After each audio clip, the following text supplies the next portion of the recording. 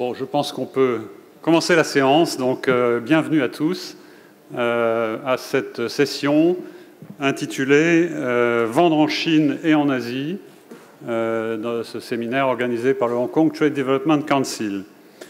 Lors de cette session, vous allez entendre 5 intervenants, 5 présentations qui vont être suivies de 50 minutes de débat et de questions-réponses. Donc, je me présente, je suis Paul Cléronneau, le managing director de Fargo Group. Notre groupe est à Hong Kong depuis 35 ans. Et à partir de Hong Kong, nous avons développé des activités dans la région et ouvert des bureaux ou des filiales en Chine, bien sûr, mais également au Vietnam et en Inde. Et tout ceci à partir de Hong Kong, que nous utilisons toujours comme base stratégique, opérationnelle, financière, juridique, etc. Donc, le sujet de cet après-midi, c'est comment utiliser Hong Kong pour aborder le marché chinois et les marchés de la région. Comme on l'a dit ce matin, la présence française à Hong Kong est substantielle et la plupart des entreprises françaises à Hong Kong ont une activité régionale, certaines même mondiale, puisque le siège de Schneider est maintenant à Hong Kong. Il y a à Hong Kong, comme on vous l'a dit ce matin, 17 000 Français. On a une chambre de commerce qui est la première chambre de commerce européenne, avec plus de 1000 membres, et qui offre des services tout à fait divers aux entreprises qui souhaitent s'installer, en particulier un business center où ces entreprises peuvent trouver un bureau, tous les services qui sont nécessaires, une cellule emploi qui permet de recruter les collaborateurs dont on a besoin et qui aide également les Français qui cherchent un emploi à Hong Kong. Nous avons à Hong Kong, on vous l'a dit ce matin, un lycée français extrêmement actif et dynamique de plus de 2500 élèves, une section des conseillers du commerce extérieur, également très active, et bien entendu UbiFrance a un bureau UbiFrance à Hong Kong qui peut également vous aider à votre arrivée. En plus de ça, vous avez un certain nombre d'organismes hongkongais extrêmement efficaces, vous l'avez pu le constater aujourd'hui, le Hong Kong Trade Development Council, quand ils font les choses, ils les font très efficacement. Ils peuvent vous aider, bien sûr, à vous accueillir à Hong Kong, mais également vous aider sur le marché chinois, où ils ont une quinzaine de bureaux très très bien renseignés. Ensuite, vous avez bien entendu Invest Hong Kong.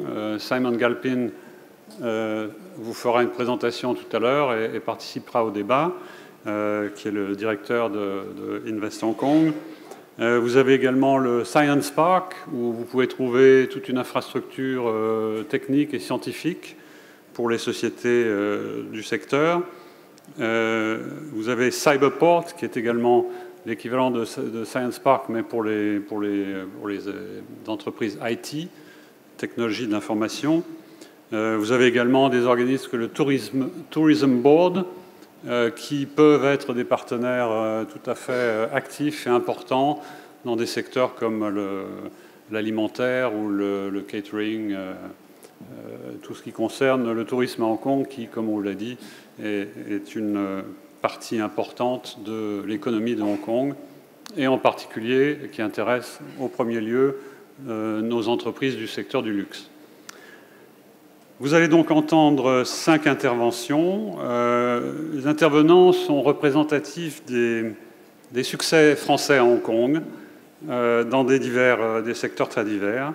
Vous entendrez d'abord Igor Duc, le managing director de Native Union Hong Kong, qui va vous parler de Hong Kong comme base pour une marque innovante combinant le design et la technologie lifestyle. Ensuite, vous entendrez Jacques Boissier, qui est aussi un Hongkongais de longue date et qui est managing director de Classic Fine Foods. Il va vous parler de Hong Kong comme plateforme pour la distribution de produits alimentaires haut de gamme en Chine.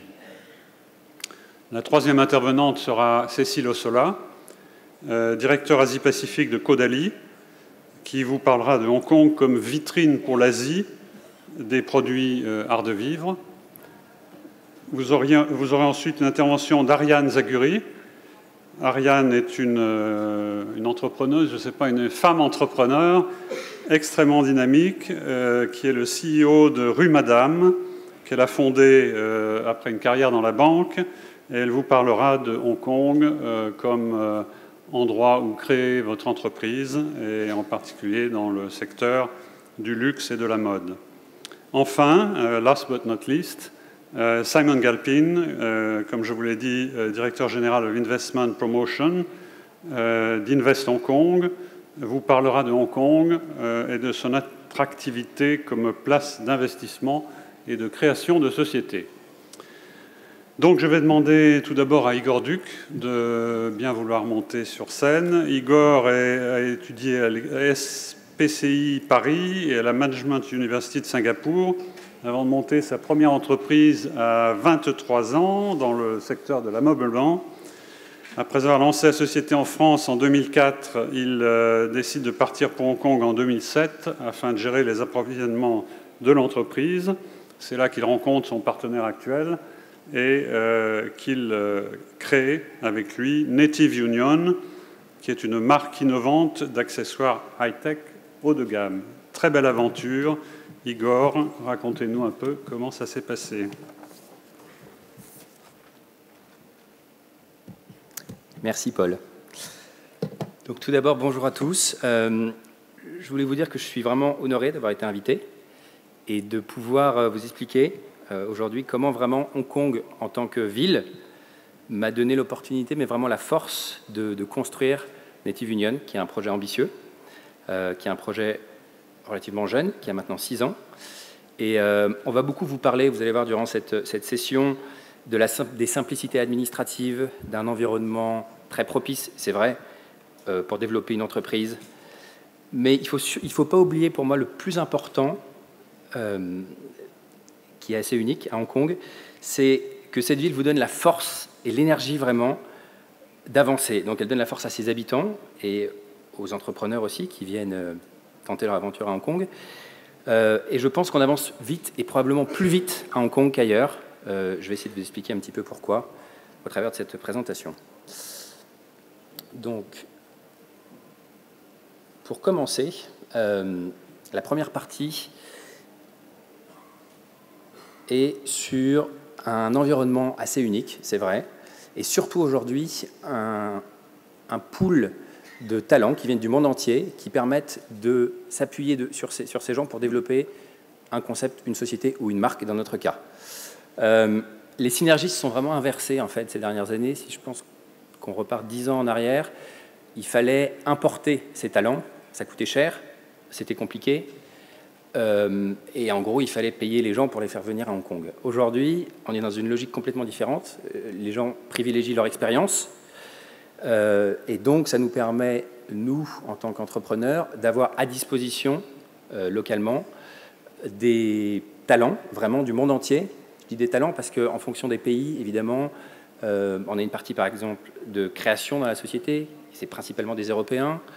On a aujourd'hui en tout, on a 38 personnes et on a 20 personnes de Hong Kong. Et le reste, et donc, on a des Anglais, des Espagnols, des Japonais, des Malaisiens, des Suédoises. On a des Français, voilà. Et donc, cet environnement, évidemment, international, puisqu'on est dans un monde complètement international, avoir à la source déjà ces gens qui viennent de tous les pays, c'est pour nous capital. Je ne pense pas que ce soit le seul endroit au monde aujourd'hui où on puisse trouver autant de talents étrangers, mais il y a quelque chose d'assez incroyable à Hong Kong, que je ne peux pas expliquer, qui est que le mélange se passe très bien. Et je retrouve ça un peu à New York, mais dans assez peu de villes. Souvent, quand vous mêlez des nationalités, des religions, des cultures, on peut avoir des clans, on peut avoir des frictions. Et encore une fois, je me suis posé la question hier, et je n'ai pas de réponse. Donc, je ne vais pas en inventer une pour vous, mais ça fonctionne. Bizarrement, ça fonctionne à Hong Kong. Et encore une fois, c'est quelque chose, pour nous en tout cas, qui fait partie maintenant de l'ADN de notre marque, d'avoir tous ces gens et d'avoir un quotidien vraiment international. Le deuxième point, qui est vraiment très important pour moi, c'est que Hong Kong est donc très proche, à environ 1 heure, de la Chine continentale. La Chine continentale, comme vous le savez aujourd'hui, c'est le plus grand vivier au monde de manufactureurs, donc de fournisseurs. Et souvent, on voit encore les usines chinoises de manière un peu rétrograde, comme tout simplement des fournisseurs à qui vous donnez un projet et qui vont essayer de le développer au mieux. Et en fait, les choses ont vraiment changé.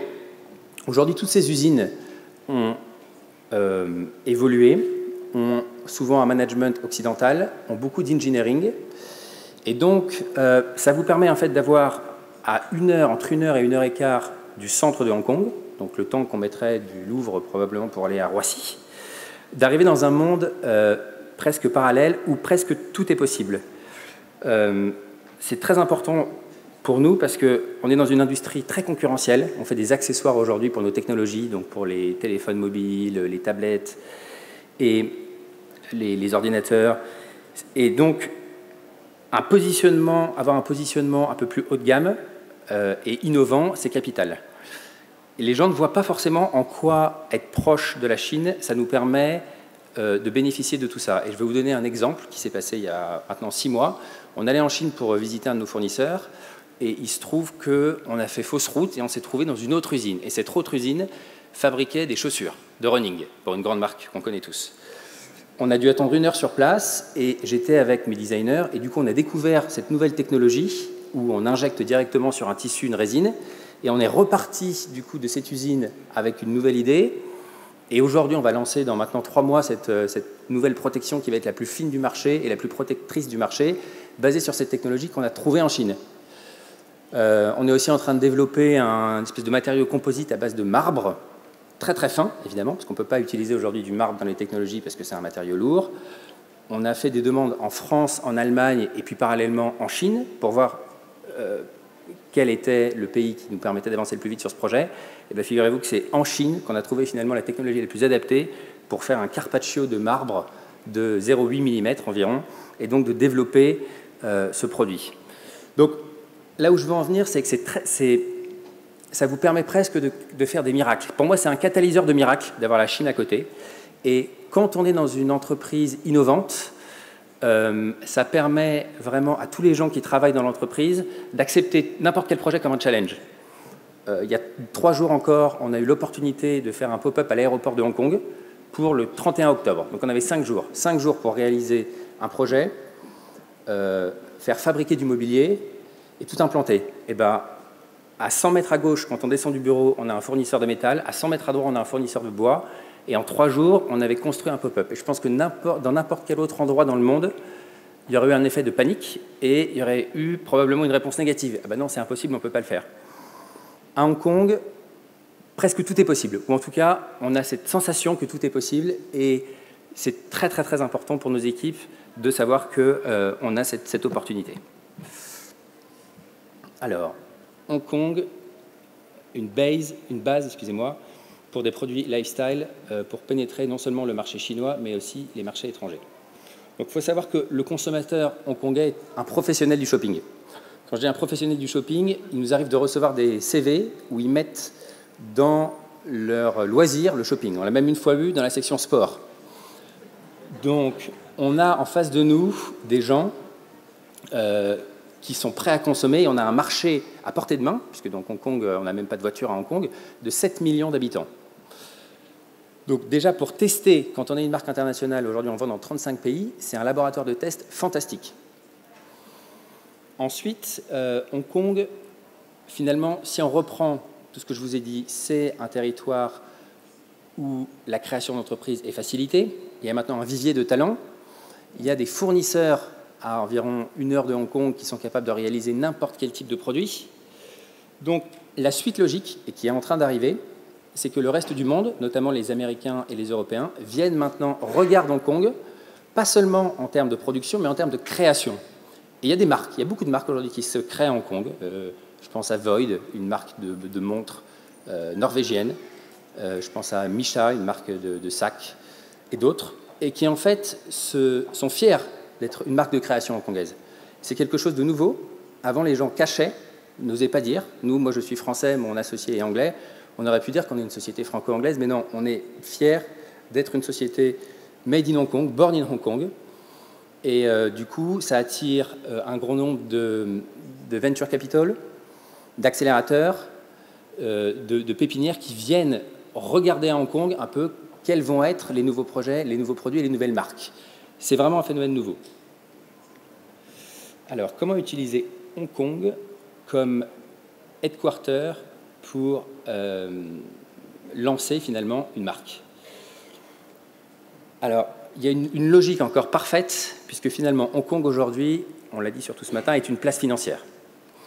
Hong Kong maintenant est un pool de talents qui sont disponibles localement, qu'on n'a même plus besoin d'importer. On a ce vivier de fournisseurs à 1 heure de Hong Kong. Hong Kong est un port aussi pour exporter ensuite ses produits. Donc, je ne vois pas d'autre endroit aujourd'hui équivalent vraiment pour pouvoir développer sa marque. J'ai mis dans cette présentation cost-effective. Et c'est vrai que c'est important parce que quand on lance une société, on ne peut pas tout faire en même temps. Et le fait d'avoir tout regroupé sur ce petit territoire vous permet, avec finalement assez peu de moyens, de coordonner tous les départements d'une société et encore une fois d'aller probablement plus vite que si on avait lancé cette même société en France où, quoi qu'il arrive, on aurait dû passer par un intermédiaire de fabrication en Asie.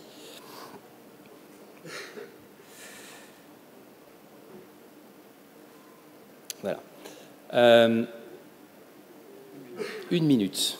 Bon. Un autre point très important, c'est nouveau encore, nous on le ressent beaucoup, c'est qu'aujourd'hui les gens viennent à Hong Kong, déjà parce qu'il y a beaucoup de salons. Donc il y a le salon du vin, la Art Basel, le salon de l'électronique, des salons cosmétiques, mais il y a aussi maintenant, en décembre, un grand salon du design, qui va être le plus grand événement d'Asie de l'innovation et du design. Donc les acheteurs viennent à Hong Kong. Avant, quand on était basé à Hong Kong, je pense qu'un des principaux inconvénients était qu'il fallait aller voir ses clients. Aujourd'hui, les clients viennent à nous, de plus en plus. On a un peu l'impression que toutes les routes mènent à Hong Kong. Même s'ils ne viennent pas forcément dans un contexte professionnel, finalement, ils viennent aussi en voyageant dans la région. Ils font une escale à Hong Kong, on les rencontre. Et par exemple, Best Buy, qui est passé nous voir la semaine dernière au bureau maintenant, avant, il fallait aller les voir à Minneapolis. Et donc, encore une fois, c'est des coûts, c'est du temps, c'est un investissement. Aujourd'hui, ces gens viennent à Hong Kong. Ils viennent rechercher de la nouveauté à Hong Kong. Donc, je vois vraiment un avenir dans ce côté création assumée de Hong Kong. Et j'aimerais dire un dernier mot assez important, qui est que quand on crée sa société, on fait souvent pas mal de concessions et beaucoup de sacrifices. On voit moins sa famille, on voit moins ses amis. Et le fait d'avoir un environnement solide, vraiment comme Hong Kong, c'est presque une responsabilité. C'est-à-dire que je m'appuie aujourd'hui sur Hong Kong. Je peux faire confiance à Hong Kong. Je sais que, un peu comme on aurait une personne de confiance, je sais que c'est une ville qui va nous permettre d'avancer jusqu'à la prochaine étape et même l'étape suivante. Et aujourd'hui, on a donc des ambitions vraiment internationales. Et on va rester basé à Hong Kong, une marque hongkongaise, et je sais qu'on ne sera pas les seuls. Et voilà, donc je vois beaucoup d'avenir dans Hong Kong, et j'invite tout le monde à intéresser, à potentiellement venir faire la même chose. Merci. Merci.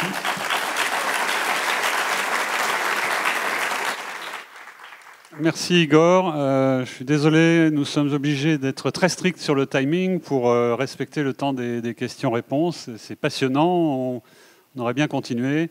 Mais on va passer d'un sport à l'autre, puisque après le shopping et le high-tech, on va parler de gastronomie avec Jacques Boissier, grâce à qui nous avons accès à toutes les meilleures choses du monde à Hong Kong, et y compris nos restaurateurs, Joël Robuchon et autres. Jacques Boissier a rejoint en 1973 le groupe SCOA, il était très jeune à l'époque, où il a occupé des fonctions de responsabilité au siège à Paris, puis dans divers pays africains en particulier. Il est arrivé à Hong Kong en 1993, où il a pris la direction opérationnelle du groupe Olivier. Et en 2000, il a repris avec des partenaires britanniques la partie distribution de produits gastronomiques français de cette société et a participé à la création du groupe Classic Fine Foods, pour lequel il est responsable de la Grande Chine. Ce groupe est maintenant implanté dans 13 pays d'Asie et d'Europe, et Classic Fine Foods, Hong Kong, importe des produits alimentaires français pour une distribution en exclusivité dans les hôtels, dans les restaurants et dans les supermarchés. Jacques est également très actif au niveau de la communauté française d'affaires. Il est membre du conseil de la Chambre, du comité exécutif de la Chambre. Il est conseiller du commerce extérieur. Et donc, je pense qu'il va vous donner une partie de sa vaste expérience au cours de cette session. Merci Paul. Paul est très flatteur. Je crois qu'il vous a tout dit, donc je vais être très bref. Je vais tenir dans les 10 minutes. On a besoin de créateurs. Nous ne sommes pas nous-mêmes créateurs, mais c'est grâce aux créateurs à Hong Kong, aux gens qui sont entrepreneurs et aux grandes entreprises que l'on réussit, nous, dans notre vie professionnelle, puisqu'on les nourrit. Très rapidement, je suis depuis 22 ans à Hong Kong, 16 ans d'Afrique avant, une expérience très différente, plus d'épanouissement définitivement à Hong Kong et de bonheur. Je m'occupe au sein de notre groupe de la Grande Chine, c'est-à-dire de Hong Kong, qui est notre base et notre entreprise principale. Macao, nous nous sommes développés il y a quelques années, et la Chine récemment. Donc je vous parlerai un petit peu de ces 3 activités. Sur Hong Kong, nous importons et distribuons des produits alimentaires de haut de gamme, plutôt ce qu'on appellerait de la gastronomie, qui sont des produits d'origine de France, d'Italie, d'Espagne, mais également d'Australie, puisqu'on trouve des produits de qualité en Australie. Et on commence à importer également des produits de Chine pour distribution sur d'autres pays, parce que la Chine évolue très rapidement, commence à produire dans certaines régions non polluées des produits principalement légumes de très très haute qualité. Sans le savoir, vous en mangez beaucoup en France. Je veux entre autres parler des asperges, des champignons. Les meilleurs cèpes aujourd'hui viennent de Chine. Et ce que vous mangez souvent, les champignons de Paris, viennent en majorité de Chine. Nous les distribuons sur ces plateformes, c'est-à-dire que nous avons des activités de logistique. Nous importons par exemple des produits frais 3 fois par semaine de France, des légumes, des huîtres, des poissons, des viandes, sur une logistique de chaîne de froid assez complexe. Un produit qui part le mardi midi de Paris va être chez le client le jeudi après-midi. Donc des chaînes assez compliquées. Nous travaillons sur des températures différentes. Nous avons des entrepôts dans chacun des sites où nous sommes à 4 températures. Le surgelé est moins 18. Nous sommes à 0 degré pour la viande, plus 5, plus 7 pour des produits laitiers et des légumes, et un environnement conditionné pour des ingrédients de pâtisserie ou des produits secs. Donc et que nous distribuons ensuite une flotte de camions pour amener chez nos clients. Donc c'est non seulement une activité commerciale, marketing, mais surtout une activité logistique importante.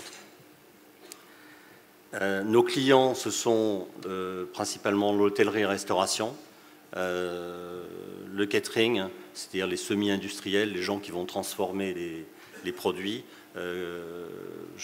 catering, les gens qui font des sandwichs par exemple, les pâtisseries industrielles, les compagnies aériennes sont des gros clients, les cruises, tout ce qui est maritime, et également nous vendons dans certains pays, ce qui est le cas de Hong Kong, à la grande distribution, les marques françaises, lorsque vous voyez Président dans un magasin, Maille ou ce type de produits, et dans les épiceries fines bien entendu.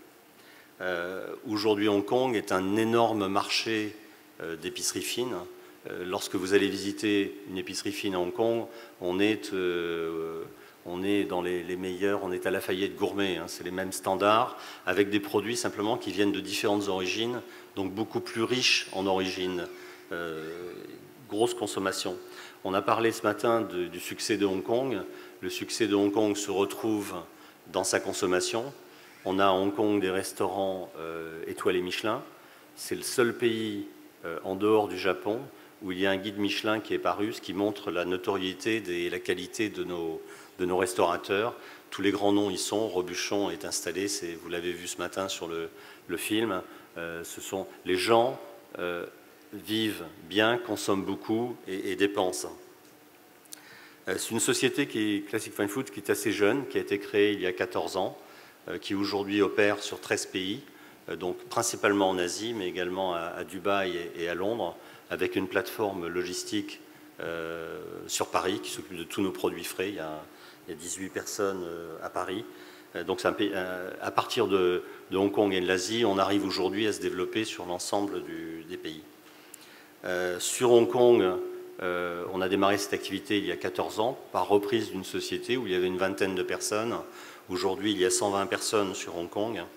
On s'est implanté, on n'a pas parlé de Macao, mais Macao est un centre important pour certaines activités. On y a créé une société il y a 8 ans. Aujourd'hui, 18 personnes, avec aussi des entrepôts. La vente principale sur les casinos. Il faut savoir que Macao aujourd'hui représente en termes de jeux entre 3 et 4 fois Las Vegas. C'est un marché chinois extraordinaire. Tous les Chinois adorent jouer et vont à Macao pour se défouler et consomment en même temps. Donc pays intéressant à la fois pour le luxe et pour les produits alimentaires. Et récemment, depuis 2 ans, nous sommes installés en Chine. Nous avons repris 2 sociétés, une basée à Shanghai et une basée à Pékin. Et nous avons un réseau de distributeurs sur la Chine. Je reviendrai sur la Chine et des difficultés que l'on a, difficultés entre guillemets, les challenges. Ces difficultés, c'est à résoudre et c'est ce qui est notre plaisir. La Chine, aujourd'hui, on a 45 personnes sur la Chine, à peu près. Mais ce qui est intéressant, c'est qu'on l'a fait aussi à partir de Hong Kong. C'est-à-dire, ce sont des filiales de Hong Kong. Macao, on n'a personne en back-office. Ce sont les gens compétents à Hong Kong en finance, en logistique, c'est suivi à partir de la Chine, à partir de Hong Kong. Et on a trouvé, on parlait de pool de talents, ressources humaines, on a trouvé des gens de très haute qualité à Hong Kong qui nous aident dans ce développement. Aujourd'hui, quand on est à Macao, on trouve pas de gens, il n'y a personne à employer, ils sont tous employés par les casinos. Donc il faut absolument qu'on ait un support fort à Hong Kong. J'ai des gens qui aujourd'hui sont multilingues, qui savent travailler dans des entreprises étrangères, qui ont une très bonne culture d'entreprise et qui nous apportent ce support sur notre développement. Alors c'est vrai finance, c'est vrai en logistique. On a un supply chain manager à Hong Kong qui nous aide à s'implanter partout, qui éduque les gens, c'est sa formation, donc toujours des Hongkongais qui parlent mandarin, bien entendu, ce qui nous aide beaucoup. Ressources humaines, on gère à partir de Hong Kong, on a de très bons professionnels. Les recrutements que l'on fait sur la Chine aujourd'hui, les gens de qualité que l'on trouve, c'est pas en Chine qu'on les a trouvés, c'est grâce à un cabinet de recrutement qui travaille entre Hong Kong et la Chine également. Donc Hong Kong, place vraiment très très importante pour nous. Alors, pourquoi Hong Kong comme base de développement? D'abord, c'est une place facile à travailler, il y a des lois qui sont parfaitement, qui correspondent au monde que l'on connaît habituellement, qui nous aident sur la Chine, parce que les compétences légales, la connaissance légale sur la Chine est obtenue à partir de Hong Kong. Donc nos avocats à Hong Kong on ne travaille pas avec des avocats qui sont en Chine, on travaille avec des avocats à Hong Kong pour opérer sur la Chine. On a des gens formés dans nos commerciaux, qui forment les commerciaux en Chine, des responsables de produits. On a, au fur et à mesure du temps, eu à Hong Kong des gens spécialisés en poissons, des gens spécialisés en viande, des techniciens des produits, parce que la connaissance produit est très importante, et qui font ce support sur la Chine. La Chine est encore aujourd'hui très, très arriérée, les gens ne sont pas développés, et lorsque vous les développez, ils partent faire... vous créer un spécialiste pâtisserie à Pékin, dans 2 ans après, il va partir pour aller vendre des cosmétiques parce qu'il gagne plus d'argent. C'est assez difficile. L'autre raison pour laquelle on est à Hong Kong, c'est la qualité de vie. C'est un peu moins pollué que la Chine. Il y a parfois, certains jours, de la pollution qui vient de Chine, mais on n'en parle pas trop. Mais c'est surtout un cadre de vie très agréable où on se ressource très vite. Tu parlais de niveau d'énergie tout à l'heure. Lorsque j'arrive à l'aéroport de Hong Kong, après 3 jours en Chine, mon niveau d'énergie remonte et tout d'un coup, je suis plus fatigué. Donc c'est un élément important et qui nous donne une ouverture d'esprit. C'est-à-dire on prend du recul et tout d'un coup, les difficultés que l'on a sur ces autres pays sont facilitées. Place financière, il est facile à partir de Hong Kong d'investir sur la Chine. On a investi à 100%. Quelqu'un posait la question ce matin, est-ce qu'il faut un partenaire ou non? Nous, on a pris une option de non-partenariat. Pourquoi? Parce qu'on veut, ça facilite un petit peu les relations sur la Chine et le contrôle des sociétés. C'est ce que l'on a fait. L'entrepreneuriat est difficile en Chine. Si vous êtes avec un entrepreneur chinois, il va souvent croire que c'est sa société et pas la vôtre. Donc on a choisi de contrôler notre propre destinée dans ce domaine-là. Alors les difficultés que l'on a rencontrées, que l'on rencontre sur la Chine, elles sont importantes. Quelqu'un disait il faut des produits à valeur ajoutée. Oui. Si on importe le produit lambda que tout le monde peut importer, on n'apporte rien. C'était Veolia qui disait ce matin il faut absolument que vous apportiez un plus. Donc on cherche des produits plutôt techniques, ce qui n'est pas le cas forcément à Hong Kong, où là tout est plus simple et il y a moins de compétition, je dirais. Sur la Chine, il faut vraiment apporter une valeur ajoutée en termes de services, en termes de chaîne de froid et en termes de connaissances produits et des produits techniques. Les difficultés que l'on a sont des difficultés légales, enregistrement de produits, très compliqué, des réglementations qui changent sans arrêt et qui sont à interprétation variable. On a monté une structure où on importe tous nos produits sur Shanghai. Par contre, le flux financier passe par Hong Kong. On paye à partir de Hong Kong nos fournisseurs. Coface couvre plus facilement une société à Hong Kong qu'une société en Chine, même si c'est une filiale à 100% de chez nous. On n'a pas du tout les mêmes lignes de couverture. Donc, législation difficile. Je parlais d'enregistrement de produits. Entre le moment où je décide d'importer un produit et le moment où il est réellement sur le marché, il faut entre 6 et 9 mois. Et on parle de produits simples de consommation. On ne parle pas de produits complexes. En Chine, autre problème qui nous touche directement, la chaîne de froid. À Pékin, nous n'avons pas le droit d'utiliser de camions réfrigérés dans la journée. Donc nos compétiteurs vont livrer sur des petites motos du produit surgelé qui est dans un sac à l'arrière. Nous, on essaye d'équiper des vannes pour tricher un petit peu, qui nous permettent d'avoir une chaîne de froid où on climatise. Mais c'est très rétrograde. Alors l'avantage d'être à Hong Kong, encore une fois, c'est qu'on a des gens compétents qui vont en permanence surveiller, former des gens, mettre en place. Pour finir, Hong Kong, c'est vraiment pour nous la meilleure place pour être basé et travailler, pour investir sur la Chine. C'est très clair. Il y a de grosses facilités. Je n'ai pas parlé, il y a un accord entre la Chine et Hong Kong qui s'appelle CEPA, que nous n'utilisons pas, mais qui aide beaucoup les entreprises à s'installer.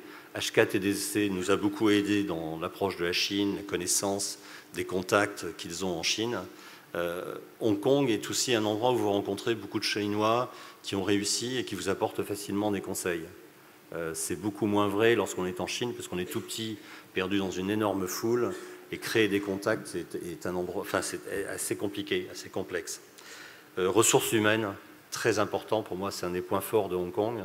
À Hong Kong, on a d'autres problèmes de ressources humaines, c'est plus sur les gens non qualifiés. Je ne trouve pas de chauffeurs, je ne trouve pas de gens pour gérer les entrepôts, de manutentionnaires, et on a du mal à en importer, parce qu'il y a une réglementation assez stricte. Par contre, dès que l'on passe au niveau management de cadre et d'agents de maîtrise, là on trouve des gens extrêmement qualifiés et qui sont prêts à se déplacer temporairement sur la Chine pour aider au développement. Donc c'est vraiment un plus.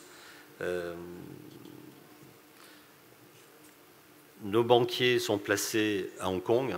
On ne travaille pas avec des banques chinoises, on travaille avec des banques hongkongaises, parce qu'ils savent gérer des flux. On finance toutes nos opérations Chine à partir de Hong Kong, donc avec nos mêmes banquiers, ce qui est d'une grande facilité, puisque les paiements de la Chine sont assez compliqués. On a parlé tout à l'heure ce matin de dividendes, quasiment impossible de rapatrier des dividendes de Chine dans nos types d'activités. Avoir un paiement, lorsque j'envoie de la marchandise en Chine, en dehors du délai de paiement des clients, qui sont très longs, nos clients nous payent 90 jours en Chine, mais il me faut à peu près 6 mois pour payer les marchandises sur Hong Kong. Donc le fait de travailler avec sa banque hongkongaise, qui comprend ses difficultés, qui connaît les garanties que l'on a, puisque c'est la même société, permet de se développer assez rapidement. Voilà, donc je ne peux que vanter Hong Kong. Je serais très heureux de partager avec vous, ceux qui le souhaitent, l'expérience agroalimentaire sur la Grande Chine. Je crois c'est un pays en croissance. Hong Kong aujourd'hui est encore plus important que la Chine en agroalimentaire. C'est un énorme marché. C'est le plus gros marché d'Asie, Hong Kong aujourd'hui, hors Japon bien sûr. Mais la Chine est un pays en devenir. Aujourd'hui, j'évalue que la Chine en marché agroalimentaire est l'équivalent, enfin marché agroalimentaire de luxe, hein, celui où je suis, est un marché équivalent à Hong Kong il y a 10 ans. Or, la Chine va beaucoup plus vite que tout autre pays aujourd'hui dans ses développements de consommation.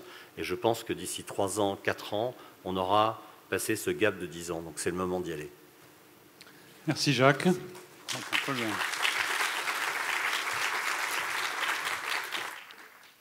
Après la gastronomie, on va passer à un autre secteur fort agréable également, qui est celui de la beauté. Et donc, j'accueille sur ce podium Cécile Ossola, qui est directrice régionale de Caudalie pour l'Asie. Elle a commencé sa carrière dans le secteur de la beauté chez Clarins et chez Sisley, avant de rejoindre le groupe LVMH à Hong Kong en 2007.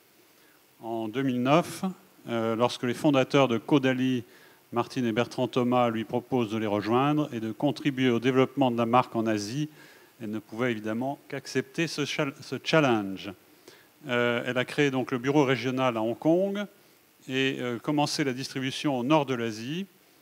Et après avoir développé les marchés chinois et coréens, elle s'est concentrée sur Hong Kong, vitrine de l'Asie, et a ouvert la première boutique spa Caudalie dans le quartier branché de Hong Kong à Sheung Wan. Petite précision, Cécile parle en son nom et non pas au nom de Caudalie, donc elle va pouvoir partager son expérience avec vous. Merci beaucoup pour les présentations. Bonjour. Donc, le thème que je vais aborder aujourd'hui, c'est Hong Kong comme vitrine de l'Asie. Moi, j'ai fait un schéma un peu différent. Je me suis focalisée d'abord sur la Chine et la Corée, qui étaient des gros marchés. Et je me suis rendu compte après qu'il fallait que je me concentre sur Hong Kong parce que c'était une vraie vitrine pour nous et pour tout le développement régional que je pourrais apporter à la marque ensuite. Donc, la première chose qu'il faut savoir, c'est qu'on a abordé beaucoup depuis ce matin ce thème, c'est que Hong Kong, c'est une ville efficace qui est vraiment pensée pour le business. Aujourd'hui, Hong Kong est placé au 4e rang mondial du dynamisme économique. Donc je pense que c'est une des raisons qui fait c'est un endroit stratégique pour développer son bureau régional. Le premier avantage d'Hong Kong, c'est son positionnement central et son rayonnement régional. La consommation du luxe est déplacée vers la Chine, mais aussi vers des nouveaux pays émergents d'Asie du Sud-Est. Et donc Hong Kong est au centre géographique de ces ces deux zones à fort potentiel. Et deux, son infrastructure est extrêmement efficace. Croyez-moi, quand on voyage toutes les semaines, c'est agréable de retrouver, comme vous l'avez dit, un aéroport où vous vous sentez bien, un aéroport qui dessert toutes les villes du monde, un aéroport où vous pouvez vous rendre de Hong Kong centre en 25 minutes grâce à un train. Vous n'avez pas d'angoisse de grève, pas d'angoisse de rater votre avion, et vous minimisez votre temps de transport en commun. Donc voilà, une fois qu'on a goûté à ça, on rêverait que ça existe partout dans le monde. Ensuite, vous avez un environnement économique, on en a aussi parlé, mais c'est bien de le redire, libéral et sécurisé. Vous avez des facilités administratives. À Hong Kong, pas de lourdeur administrative. J'ai découvert vraiment la simplicité d'installer un bureau en quelques heures. Alors, si vous souhaitez monter un bureau de représentation et commencer par une structure légère, vous pouvez le faire. Ça vous permettra d'exercer votre activité en étant rémunéré de France et également en payant tous vos prestataires depuis la France. Après, quand votre structure devient c'est ce qu'on a fait chez Caudalie, et quand votre structure devient un peu plus complexe, quand vous employez de plus en plus de personnel, vous allez devoir passer à une structure limited. Et là, encore une fois, ça se monte en un temps record. La gestion de votre filiale est simple et efficace à la hongkongaise. Vous profitez aussi d'un cadre juridique anglo-saxon, sécurisé, mais surtout facilement compréhensible. C'est-à-dire que quand j'ai commencé avec la Chine et la Corée, je peux vous dire que lire des contrats chinois et coréens avec des avocats avec lesquels vous ne pouvez pas comprendre grand-chose et vous ne savez pas, ça n'est pas très transparent. Profiter d'un cadre comme anglo-saxon est beaucoup plus simple pour vous. C'est déjà un frein en moins au développement de votre activité. Et ensuite, c'est important, mais j'étais toute seule pour devoir faire mon visa. Je n'avais pas de soutien d'un grand groupe, d'LVMH, L'Oréal, etc. Et j'ai réussi à avoir mon visa en 3 semaines. Alors, Hong Kong, c'est très simple de faire son visa. Vous avez d'ailleurs des tas d'entreprises et d'organisations plus ou moins coûteuses pour vous aider. Moi, j'ai choisi la Chambre de commerce, qui m'a offert un accompagnement vraiment sur mesure pour toutes ces démarches administratives. Et tous mes employés, enfin, j'en ai 2, français, 2 Français, mais on est 11 dans le bureau. On a réussi à avoir aussi les visas extrêmement rapidement. C'est important quand vous voulez monter votre entreprise. Ensuite, Hong Kong, c'est un lieu de network. C'est petit, et quand c'est petit, c'est facile de connaître du monde. C'est facile de networker et de vous faire aider. Dans mon activité, quasiment tous les bureaux régionaux sont basés à Hong Kong. Et c'est très facile pour moi de rencontrer les GM. C'est très facile de discuter avec eux. Et je dois dire qu'ils se prennent au jeu et qu'ils aiment beaucoup vous prendre sous votre aile et vous expliquer un peu les pièges, les opportunités que Hong Kong et le marché asiatique peuvent vous offrir. Il y a aussi, encore une fois, beaucoup d'organismes qui organisent des cocktails, beaucoup de rencontres avec les entreprises, avec des intervenants très ciblés. Il y a Invest Hong Kong, il y a aussi la HKTDC, il y a la Chambre de commerce. Et puis, il y a aussi, aujourd'hui, on est 17 000 Français. Il y a 750 entreprises françaises. Donc, il faut que vous comptez sur l'esprit, sur vos compatriotes, et l'esprit communautaire français qui est vraiment en train d'émerger. Voilà pour le network. Je passe maintenant à la plateforme stratégique qu'est Hong Kong pour atteindre les mainland Chinese. Ce sont nos consommateurs principaux. Hong Kong, c'est un pôle d'attractivité pour les touristes. D'abord, Hong Kong, c'est une ville fascinante. Si vous n'avez pas encore eu l'occasion d'y aller, je vous conseille vraiment vivement d'y aller. C'est par son énergie, son architecture, sa culture, ses activités diverses.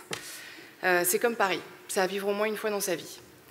Ensuite, donc ça c'est pour tout type de touristes, mais ensuite, ce qui nous intéresse, c'est les touristes chinois. Hong Kong a un avantage comparatif très net par rapport à leur pays. D'abord, la proximité. Ils arrivent à Hong Kong en quelques heures par avion. Ensuite, ils ont un indice de confiance très fort dans la qualité et la fraîcheur des produits. Ils pensent que le réseau à Hong Kong, ce qui est vrai, est un réseau de distribution qui est propre. Les prix sont attractifs puisque c'est tax-free. On est moins 20 à moins 30% moins cher. C'est une petite ville, donc c'est des serial shoppers. Quand ils viennent, ils ont des listes. Et en une demi-heure, ils aiment parcourir différents points de vente. Il faut que ce soit efficace. Et ça, Hong Kong, encore une fois, peut leur offrir. Et enfin, quoi qu'on en dise, les Chinois sont chez eux. Donc, ils se sentent les bienvenus à Hong Kong. Laissez-moi partager quelques chiffres que vous avez déjà entendus depuis ce matin. 75% des touristes sont chinois. C'est très gros. Ça veut dire 55 millions de visiteurs par an. C'est quasiment la France. Ce chiffre ne va pas cesser d'augmenter avec une Chine qui évolue et qui s'enrichit. On estime que les Chinois dépensent environ 5 000 RMB à chacun de leurs passages. Donc vous multipliez ça par 55 millions de visiteurs. Vous pensez donc que Hong Kong est bien l'avenir du retail. Et d'ailleurs, une récente étude a montré qu'à l'horizon 2025, Hong Kong serait la première plateforme retail du monde, en tout cas en ce qui concerne l'industrie cosmétique. Donc il faut utiliser Hong Kong. Comment? Il faut utiliser Hong Kong comme un marché test. Il faut l'utiliser comme le laboratoire de l'Asie. C'est un marché, Hong Kong, qui va vous tirer vers le haut. Pourquoi? Parce que vous trouvez un panel de consommateurs locaux qui est sophistiqué, élégant, qui va être exigeant, qui va vous obliger à adapter vos offres et qui va vous obliger aussi à augmenter la qualité de vos services aux normes asiatiques. Parce qu'aussi, vous trouverez des prestataires des services de nombreuses entreprises qui vous comprennent et qui comprendront vos demandes. Parce qu'eux aussi, ils ont une expérience asiatique globale. Que ce soit dans le secteur IT, dans le web, le digital, même dans le design. Ces entreprises proposent très souvent un appui à la fois local et des solutions d'accompagnement régional, notamment pour la Chine. Tous des experts de la Chine. Vous profitez aussi à Hong Kong d'un impact médiatique. Même la presse vous permet d'avoir une visibilité régionale. Par exemple, quand on fait des événements pour Caudalie, quand on invite la presse locale hongkongaise, très souvent, à 80% du temps, les magazines hongkongais relaient l'information auprès des antennes chinoises qui vous offrira aussi une parution. Ce n'est pas négligeable. Et enfin, la double culture des employés, qui vous permet de profiter d'un choix de qualité dans les candidats, parce que la double culture chinoise occidentale vous permet d'être beaucoup plus réactif dans votre business, d'avoir une meilleure dynamique. Je passe au rôle de Hong Kong dans le développement de votre entreprise, les challenges et les opportunités. Il faut capitaliser sur Hong Kong comme une ville accueillante et utiliser toutes ses ressources pour faire venir les personnes clés. Utilisez Hong Kong comme votre carte de visite. Nous, on invite nos clients, on invite les journalistes, elles raffolent d'Hong Kong. Elles vont faire du shopping, elles vont bien manger, elles vont sortir, elles vont passer un séjour de rêve, elles vont vous écrire un article et en plus de ça, elles vont relayer toutes les informations sur toutes les plateformes digitales, sur toutes les plateformes sociales digitales, comme Facebook, WeChat, Weibo, Instagram, etc. Vous devez l'utiliser aussi comme incentive pour vos équipes, les accueillir à Hong Kong. Elles se sentiront flattées, dire mais les Coréens, les Chinois sont ravis de passer un séjour à Hong Kong. Et vous pouvez aussi profiter de l'infrastructure idéale d'Hong Kong pour organiser tous vos séminaires régionaux.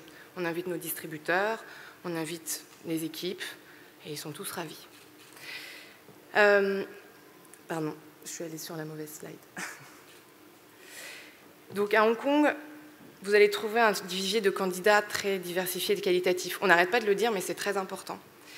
Si vous voulez avoir un rayonnement régional, il vous faut des talents régionaux, il vous faut des talents chinois, il vous faut des talents locaux. Alors d'abord, Hong Kong, c'est considéré comme l'Eldorado, même pour les Français. Son économie, sa situation de quasi-plein emploi, son énergie, vous vous sentez en sécurité, vous sortez dans la rue. Moi, j'ai déjà même laissé mon sac à main dans la boîte de nuit, on m'a rappelé le lendemain, on me l'a redonné. Donc vous vous sentez, il n'y a pas de vol, il n'y a pas d'agressivité. La diversité des activités culturelles, sportives, vous pouvez vous échapper le week-end. Je veux dire, c'est une ville qui vous met sous pression par son énergie, mais le week-end, vous pouvez faire des hikes, vous pouvez aller à la plage, vous avez un climat tempéré, c'est extrêmement agréable. Donc tout ça, ça attire de plus en plus de talents, des talents asiatiques, coréens, singapouriens, japonais, qui vont un intérêt très fort dans le développement de leur carrière. Le panel de candidats est large, diversifié, et ce type de profil, c'est un atout majeur pour votre entreprise. Les Hongkongais, de leur côté, eux, ils ont une double culture qui vous permettent une compréhension rapide de votre culture d'entreprise. Pas forcément facile de comprendre une culture d'entreprise française. On est constamment en train de les challenger. Et ils vont faciliter aussi les correspondances avec la France en jouant l'interface. Il y a aussi leur profil, ils sont trilingues, ils sont des personnes trilingues, ils parlent le cantonais, l'anglais et le mandarin. Ça vous permet de faciliter, adapter tous vos outils pour le marché chinois, hongkongais et encore une fois les discussions avec les autres marchés à l'international. Alors, la difficulté, c'est de trouver son modèle. C'est la difficulté pour tout le monde, je pense. D'abord adapter sa distribution. Trouver un équivalent à votre distribution française, européenne, c'est pas toujours aisé. Les habitudes de consommation de Chinois sont différentes, leurs attentes aussi. La notion de service à Hong Kong est clé. En Asie, c'est clé. Le service est important. L'expérience que vous allez leur offrir aussi. L'image est importante. Vous aurez les plus gros flagships des marques sont à Hong Kong. Les plus gros points de vente des marques sont à Hong Kong. Donc, beaucoup de marques sont obligées de se lancer avec leur boutique ou leur corner. Encore une fois, on se forme. Ça nous tire vraiment vers le haut. Généralement, ces boutiques sont dans les malls. Vous aimez flâner dans les rues. En Asie, on aime flâner dans les malls. Pourquoi? Parce que c'est pratique, c'est facile d'accès, l'offre est large, diversifiée, vous trouvez tout ce que vous recherchez. C'est un modèle de distribution efficace. Le problème pour des marques, c'est que les loyers sont prohibitifs. Vous payez entre 500 et 1000 euros le mètre carré par mois. Je peux vous dire qu'il faut en vendre des produits pour quand vous avez un panier moyen qui n'est pas très élevé. C'est très bien pour les marques de luxe, mais pour des plus petites marques, c'est vraiment très challenging. L'alternative, donc vous avez des shop-in-shop en department store et vous avez aussi par défaut vous installer dans la rue, ce qu'on a fait avec Caudalie, mais on a été très très agréablement surpris par la réponse qu'on a pu avoir. Ensuite, il faut adapter vos offres, vos codes, votre image, mais toujours garder votre ADN, parce que vous êtes une marque française et qu'ils aiment ça. Gardez-le comme avantage comparatif. Appuyez-vous sur vos équipes, mais challengez-les. Les Asiatiques sont des employés modèles. Ils sont disciplinés. Ils sont dociles et respectueux de leur management. Au niveau exécutif, c'est plus difficile de leur demander d'exprimer leurs idées parce qu'ils auront peur de perdre la face envers leurs collaborateurs et leurs patrons. Mais il faut les décomplexer. Il faut les faire adhérer au projet d'entreprise. Il faut les intégrer à vos discussions qui sont stratégiques. Il faut les faire brainstormer. L'autre challenge avec vos employés, ça sera de les fidéliser. Hong Kong est un marché de plein emploi. Donc la loyauté de vos employés est assez fragile. Il est rare vraiment que je trouve des profils qui ne jumpent pas tous les 3-4 ans d'une entreprise à une autre. Je ne sais pas, j'ai pas de recette miracle. On a essayé de mettre en place, on essaye de les responsabiliser, donc de les impliquer, de les faire brainstormer. On a créé des incentives de long terme sur des objectifs communs. On les invite, on a la chance avec Caudalie de pouvoir les inviter en France, à Bordeaux, dans un cadre assez exceptionnel. Donc ils sont flattés, touchés, ils ont envie de rester. De rencontrer en plus les propriétaires de la marque qui sont très, très accessibles. J'ai fini. Donc je conclurai sur le... Oui, Hong Kong, au niveau du business, c'est efficace. Il y a une infrastructure bien huilée et ça va vous permettre de développer votre marque de manière pérenne. Au niveau personnel, c'est une ville accueillante, je vous l'ai dit, dynamique, excitante et vraiment facile à vivre, que vous soyez célibataire ou que vous veniez en famille. Et voilà, Hong Kong attire toujours plus de monde, toujours plus de talent, mais il y a de la place, d'autant plus pour les entreprises françaises, parce qu'on a des atouts majeurs, on a des valeurs ajoutées, on a une valeur ajoutée importante au niveau de la créativité, de notre savoir-faire et de glamour que nous reflétons encore. Voilà, merci beaucoup. Merci Cécile. Nous vous retrouvons dans quelques minutes lors du débat. En attendant, nous restons toujours dans la beauté, mais avec la mode. Et on revient aux deux sports préférés des Hongkongais, le shopping et la gastronomie, avec Ariane Zagouri, qui est la fondatrice de Rue Madame Fashion Group, qui possède des boutiques à Hong Kong, à Macao, qui est en train d'en ouvrir à Singapour. Elle est diplômée de l'université Dauphine et a commencé sa carrière comme banquière à New York avec Crédit Suisse, Rothschild, Goldman Sachs. Et puis elle est arrivée à Hong Kong où elle a attrapé le virus entrepreneurial. Et donc elle a ouvert son premier point de vente rue Madame, qui est un concept store. Son entreprise a vite évolué pour devenir un groupe de retail dynamique qui ouvre ses propres concept stores et plus récemment, tout récemment d'ailleurs, un restaurant, puisque c'est une franchise de l'Entrecôte qui a ouvert très récemment à Hong Kong. J'ajoute que Ariane est membre du conseil de la Chambre également et très récemment conseillère du commerce extérieur. Ariane. Merci Paul. Alors la bonne nouvelle, bonjour à tous, c'est que je vais être brève parce que je crois que beaucoup de choses très intelligentes ont été dites et que je vais essayer de répéter ce que mes amis ont déjà dit. Donc pour commencer, permettez-moi d'abord de vous raconter mon histoire, car il me semble que mon histoire est assez typique de mon pays d'accueil et que c'est vraiment une histoire hongkongaise. Comme Paul l'a dit, j'étais banquière chez Goldman Sachs à Londres et je m'embêtais un petit peu, j'avoue. Et le jour où j'ai été promue, je savais que ma carrière en banque était finie. Et mon mari et moi avons décidé de quitter Londres et nous sommes arrivés à Hong Kong en 2008. Alors pourquoi Hong Kong ? Parce qu'on était vraiment tous les deux fascinés par l'Asie. On avait une option d'aller vivre à Tokyo. Mais on a eu le sentiment qu'à Hong Kong, on serait plus intégré et on pourrait se développer et on pourrait avoir une vie meilleure. Donc voilà, nous voilà à Hong Kong en 2008. J'avais quitté mon travail chez Goldman Sachs et je suis arrivée très enceinte. Et après avoir accouché, Hong Kong m'inspirait. Et j'aurais pu retourner en banque, mais il s'est passé quelque chose. Et donc ma démarche entrepreneuriale a d'abord été opportunistique. À l'époque, en France, il y avait les marques de ce qu'on appelle les marques contemporaines ou affordable luxury qui commençaient à se développer très très fortement. Mais à Hong Kong, il y avait déjà beaucoup de luxe et le mass market, Zara et compagnie, mais il n'y avait pas vraiment encore voilà, ce qu'on appelle marques contemporaines. Donc moi, je ne trouvais pas les marques que j'avais envie de voir et je me suis dit que j'étais peut-être pas la seule. Et donc j'ai décidé de créer ma petite entreprise. Donc c'est comme ça qu'en 2010, j'ai ouvert rue Madame, un concept store qui avait vocation à donner une expérience authentique de mode française à la clientèle hongkongaise. Alors là-dedans, il y a plusieurs choses très importantes. Authentique, ça veut dire que dans mon multimarque, vous trouverez le même genre d'offre que dans un magasin à Saint-Germain. Ce qui m'énervait un petit peu, c'est qu'il y avait beaucoup de marques très très successful d'ailleurs en Chine qui se prétendaient françaises, mais qui ne l'étaient absolument pas. Donc nous, on a amené des vraies marques françaises, comme la Parisienne s'habille. Donc de mode française, voilà, c'est assez évident. Et à la clientèle hongkongaise, encore une fois, quelque chose d'important. Je crois que ça a été la clé de notre succès. On ne s'est pas adressé à la clientèle expatriée. Si elle venait, évidemment, si elle vient, on sert à la cliente.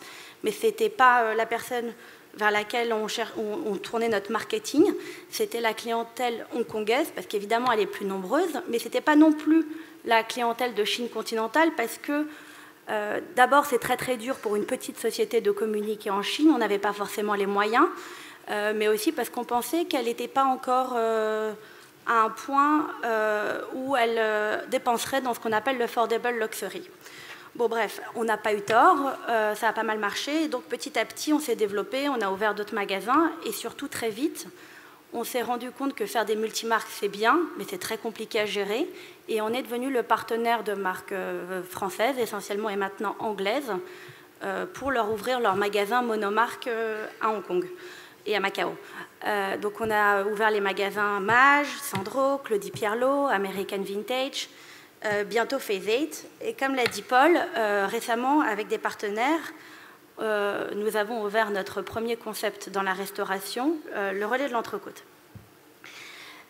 Je crois que ce qui est très très important dans toutes les démarches qu'on a eues ces dernières années, c'est l'authenticité. C'est-à-dire que quand vous allez dans nos magasins, quand vous allez dans notre restaurant, vous aurez le même sentiment que si vous étiez à Paris. Donc on amène un petit peu Paris à Hong Kong et bientôt à Macao et à Singapour. Donc en quelques années, on s'est bien développé, on a embauché une centaine de personnes, on a ouvert une vingtaine de magasins, on en a récemment revendu beaucoup. Donc aujourd'hui, la structure est plus légère et on a permis à des dizaines de marques françaises, à travers nos multimarques et à travers nos monomarques, d'avoir une vitrine en Asie. Et on se lance l'année prochaine dans notre développement régional parce qu'on ouvre à Singapour et à Macao. Alors, en quelques mots, très vite, notre aventure a été possible grâce à 8 facteurs, évidemment 8, parce que c'est le chiffre porte-bonheur, comme vous le savez, en Chine. Tout d'abord, faire du business à Hong Kong, c'est simple. À Hong Kong, on travaille dur, mais on travaille pour les bonnes raisons. Donc, je ne reviendrai pas sur le fait que nous ne payons pas de TVA, que les formalités de création d'entreprise sont très simples et que nous payons que très peu d'impôts. Mais aussi, pour vous donner un exemple logistique important, entre le moment où la marchandise quitte nos fournisseurs le vendredi matin et le moment où elle arrive dans nos magasins, il se passe 3 jours. C'est-à-dire que souvent, la marchandise quitte Paris le vendredi matin et arrive en magasin le lundi matin. Parce qu'à Hong Kong, la clientèle est sophistiquée, il faut être réactif. Ce qui est particulier à Hong Kong aussi, c'est que c'est un petit et un grand marché à la fois. Hong Kong est très dense et relativement petit. Donc pour être visible, vous n'avez pas besoin d'ouvrir 15 magasins. Vous serez visible avec 5 magasins. Donc oui, les loyers sont très élevés, mais la profitabilité des magasins l'est aussi. car après tout, dans le retail, ce qui est important, comme vous le savez, c'est location, location et location. Une clientèle sophistiquée. Les Hongkongais sont extrêmement sophistiqués. Ils voyagent beaucoup, ils apprécient les marques européennes et ils aiment consommer. Donc, vous bénéficiez à la fois de cette clientèle très, très sophistiquée et comme beaucoup de gens l'ont dit, d'un grand afflux de touristes. Alors, comme je vais en parler après, sur les plus de 50 millions de touristes qui viennent à Hong Kong, il n'y en a pas beaucoup, sincèrement, qui peuvent acheter dans mes magasins. Mais même une toute petite partie d'entre eux suffit. Après, nous bénéficions tous de la belle image de la France. En tant que Française, sans avoir dit un mot, je véhicule l'image de la Parisienne et les marques françaises ont vraiment un attrait pour les Hongkongais incroyable. Cela dit, il faut faire une proposition de qualité. Il ne suffit pas d'ouvrir la porte et de mettre un drapeau français pour que ça marche. Alors, le 5e point, c'est l'esprit d'équipe. Je crois que ça, c'est très, très important. Dans notre société, on a été jusqu'à une centaine de personnes. Et il y a quelque chose d'extraordinaire, c'est qu'il y a un état d'esprit de la part des employés de dire qu'on travaille tous pour le bien de la société. Parce que les gens sont conscients que si la société performe, leur carrière en bénéficiera. Et ça, pour un chef d'entreprise, c'est exceptionnel. L'entrepreneuriat est extrêmement valorisé à Hong Kong. Bon, moi, je suis vraiment devenue une serial entrepreneur à Hong Kong. Donc aujourd'hui, on fait de la mode et de la restauration, mais demain, ça pourrait être de la coiffure et de la cosmétique. Et à Hong Kong, être pluridisciplinaire et être ambitieux, c'est valorisé. Networker, c'est facile. En arrivant à Hong Kong, je ne connaissais rien à la mode, rien au retail et personne.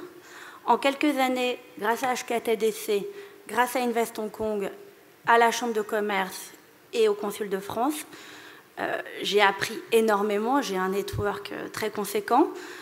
Donc, effectivement, les mains se tendent, que ce soit pour trouver le bon avocat pour régler un problème, pour rencontrer les malls ou trouver des gens dans la logistique.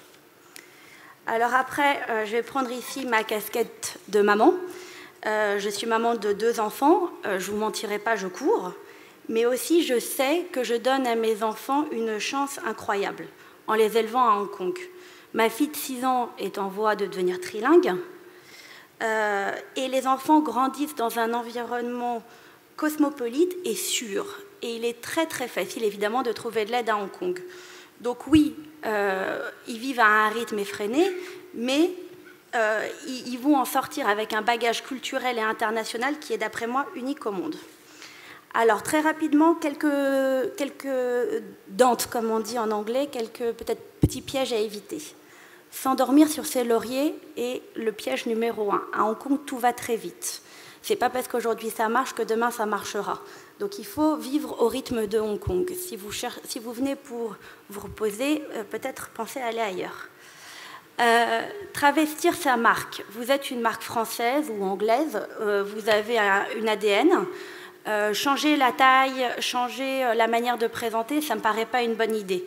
Les gens viennent chez vous parce qu'ils apprécient ce que vous faites ailleurs, donc gardez-le. En revanche, il ne faut pas non plus croire qu'on a réponse à tout parce qu'on a ouvert 3 magasins en Europe. À Hong Kong, il y a des particularités. Le PR en est un.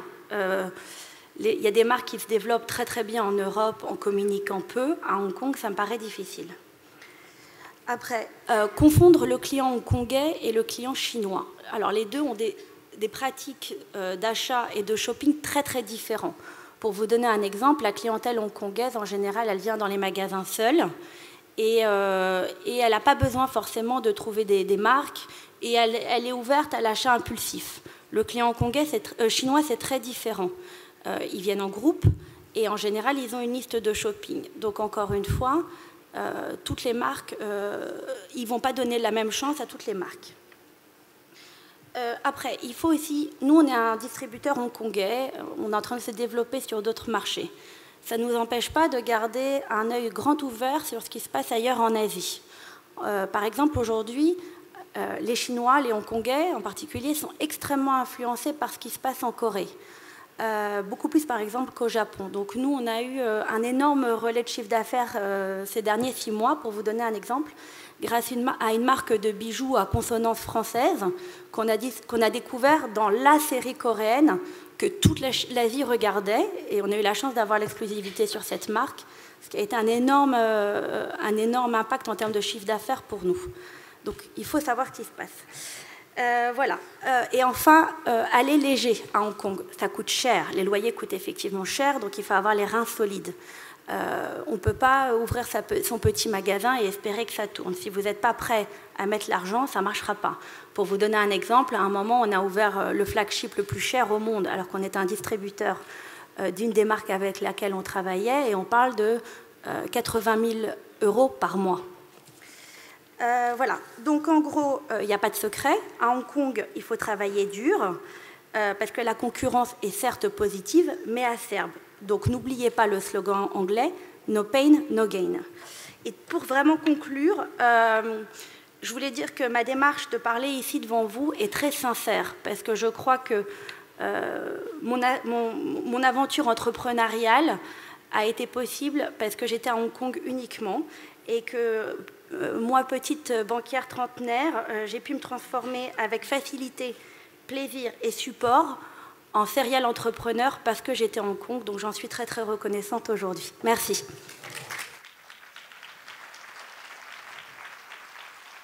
Merci Ariane.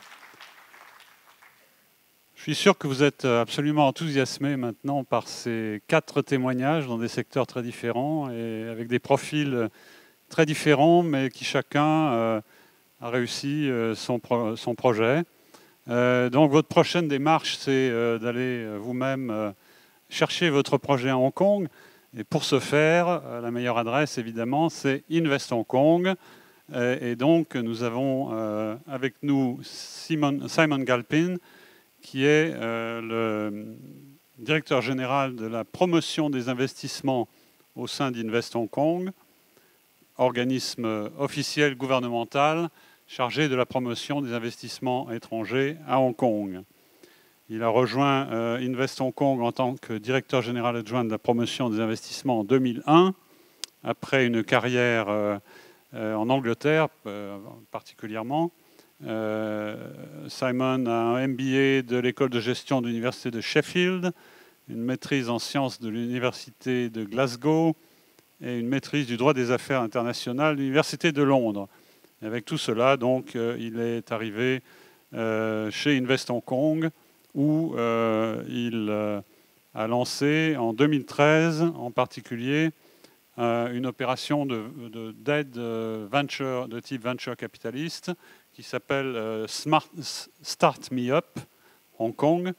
Et je pense qu'il va vous parler de cela et de tout ce que Invest Hong Kong peut faire pour vous aider dans votre implantation. Simon, please. Merci Paul. Bon après-midi. Excuse me for using English for this presentation. Je suis désolée, je vais parler en anglais. Nous avons eu d'excellentes interventions de certains entrepreneurs qui ont voté avec leurs pieds et qui ont créé des entreprises à Hong Kong. En tant que fonctionnaire, je vais essayer de ne pas trop vous ennuyer avec ma propagande, mais je voudrais quand même résumer 3 opportunités qui qui se sont offertes au cours des dernières décennies aux entrepreneurs français. Bien sûr, c'est une économie de 7 millions de citoyens, mais c'est également, Hong Kong est également partie intégrante d'une région qui pourrait être considérée comme la plus grande ville du monde. Autour de Guangdong, autour de Hong Kong et Macao, ce qu'on appelle la région du Delta a une population de 75 millions, pareil que la population de la France, et des exportations supérieures à celles de l'Italie ou de la France, un Pays-Bas supérieur à celui de la Turquie ou de l'Indonésie, mais c'est également une région très dense, plus petite que Panama ou que la région de l'ouest des États-Unis. Donc ceux qui veulent commencer à avoir un accès au marché chinois doivent se rendre compte du fait que la Chine, c'est un seul pays, mais ce n'est pas un seul marché. C'est une économie de taille continentale. Et pour un entrepreneur chinois qui vient en Europe, on pourrait penser qu'il serait fou d'aller de se rendre dans tous les pays européens avec la même stratégie, les mêmes prix, le même modèle de marketing. Eh bien, c'est la même chose pour un entrepreneur européen en Chine. Il faut bien commencer quelque part. Et commencer par Hong Kong, nous pensons que c'est la meilleure solution possible parce que c'est un environnement compact, d'adeptes précoces et de consommateurs fortunés. Deuxième opportunité que je voudrais aborder, mais qui ailleurs a été mentionnée par un certain nombre d'orateurs. Il s'agit d'opportunités de relations entre les entrepreneurs et les consommateurs. Bien sûr, les consommateurs dans Hong Kong sont fortunés, mais autour de Hong Kong, il y a beaucoup de haut patrimoine. Et le nombre de grandes fortunes dans cette région est plus élevé que le nombre de grandes fortunes en Europe ou aux États-Unis. Nous avons entendu dire qu'il y a 44 millions de visiteurs à Hong Kong et ces visiteurs viennent pour consommer, pour acheter. Donc, ce n'est pas un hasard que l'on assiste à une énorme concentration de marques, de produits, de services dans ce segment fortuné de la population chinoise. Eh bien, bien sûr, il y a les marques françaises, vous avez Burberry, plus de Burberry qu'à Londres, plus de bons fromages italiens qu'à Milan, tout cela à Hong Kong. Donc, pour une entreprise française, il n'est pas nécessaire d'ouvrir des boutiques sur tout le territoire chinois. Commencer à Hong Kong, c'est un site très visible et les acheteurs fortunés viendront vous voir. Enfin, dernière opportunité. Il s'agit d'une opportunité entre les entreprises, non plus entre l'entreprise et le consommateur. À Hong Kong, nous avons bien sûr des entreprises étrangères qui viennent se développer à Hong Kong, mais nous souhaitons également attirer les entreprises chinoises, les entreprises d'État, afin d'utiliser Hong Kong comme tremplin pour s'internationaliser. Alors, pourquoi est-ce qu'elles viennent à Hong Kong, ces entreprises? Eh bien, pour lever des capitaux, mais également, de plus en plus, parce que nous disposons d'un réservoir de talents et d'entrepreneurs. Donc, ils viennent à Hong Kong en provenance de Chine et ils utilisent ce réservoir de talents. Nous avons 70 cabinets d'avocats extrêmement haut niveau. Nous avons des cabinets de comptables qui sont spécialisés dans la situation des entreprises étrangères qui s'installent à Hong Kong. Alors, pour les prestataires de services français, que vous soyez un cabinet d'avocats, un cabinet conseil, que vous soyez, par exemple, une entreprise de stylisme, eh bien, Hong Kong peut être un endroit extrêmement profitable qui ensuite vous aidera à investir en France et dans le reste de l'Europe. Hong Kong est connu pour abriter de grandes multinationales. Schneider, Nissan, Infinity ont transféré leur fonction globale à Hong Kong, leur fonction mondiale à Hong Kong. Mais une grande partie de notre travail ne consiste pas seulement à aider les multinationales, mais également à aider les entrepreneurs individuels provenant d'Europe, d'Amérique du Nord et d'Australie, afin qu'ils puissent s'établir et créer de nouvelles entreprises à Hong Kong. Ça nous a pris un petit peu par surprise de voir cette croissance très rapide du fait des startups. En 2010, il y avait 2 bâtiments de locaux qui accueillaient ces startups. Et en 2014, nous avons 30 locaux qui permettent aux startups de s'installer. Nous pensons que Hong Kong a commencé un petit peu plus tard, mais maintenant, nous avons une des communautés de startups qui se développent le plus vite dans le monde, et particulièrement les startups françaises. Regarde, si nous voyons qui demande des visas d'investisseurs, eh bien, nous avons vu que pour la première fois, la France était en haut de la liste et occupe le deuxième rang, dépassé par l'Inde. La France a dépassé les États-Unis, le Japon, le Royaume-Uni, l'Allemagne, toutes les autres économies en nombre de demandeurs de visas d'investisseurs. Donc, nous avons une communauté de start-up extrêmement dynamique à Hong Kong et j'espère que nous pourrons vous soutenir à l'avenir de la même manière. Merci. Oh, Simon, I will ask you to... Simon, je vais vous demander de rester ici avec nous, si vous le voulez bien. Merci, beaucoup de nous avoir donné quelques tuyaux par rapport à Hong Kong.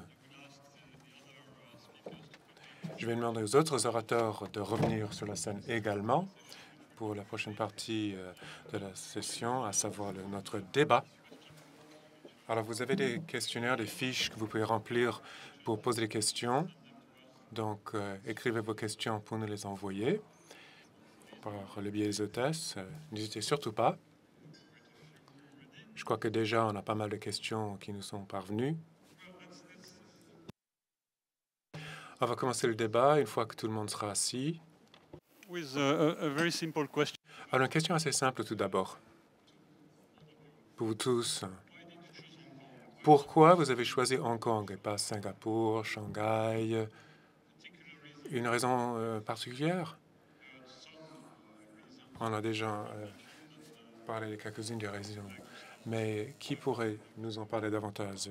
Jacques?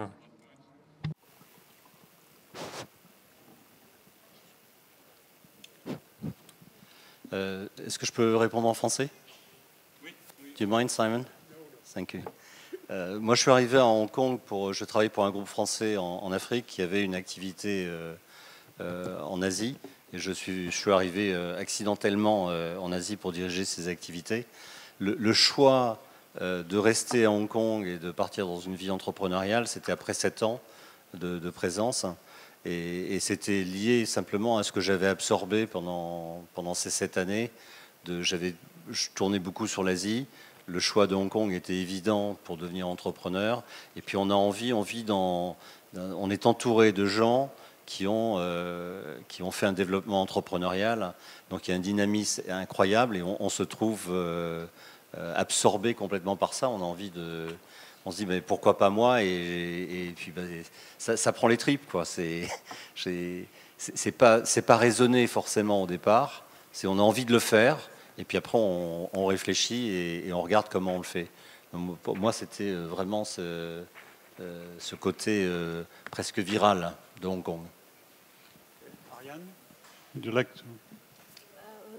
À vous, Ariane. Je l'ai dit, pour nous, le choix s'est fait entre Tokyo et Hong Kong parce que mon mari est encore banquier et on cherchait des grandes places financières.